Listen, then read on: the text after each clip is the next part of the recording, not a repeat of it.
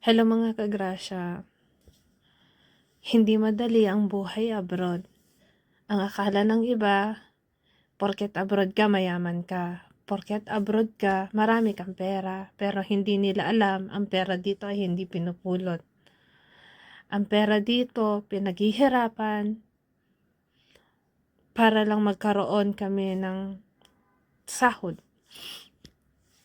Ang perang pinapadala namin ay mula sa pawis, pagod, kulang ang tulog.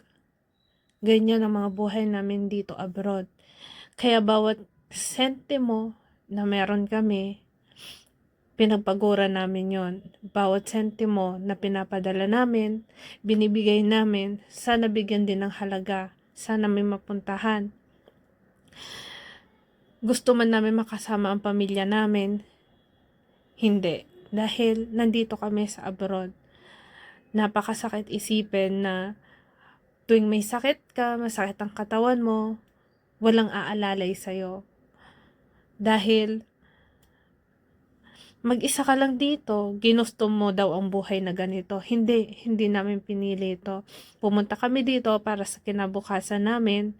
Pumunta kami dito para merong kahit papaano maibigay sa pamilya namin.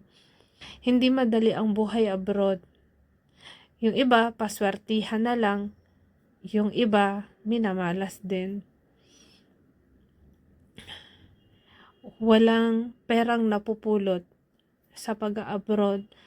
Mahirap man isipin, pero ganito ang buhay naming mga OFW. Sa bawat sulok, saan man sulok ng mundo, mahirap kitain ng pera.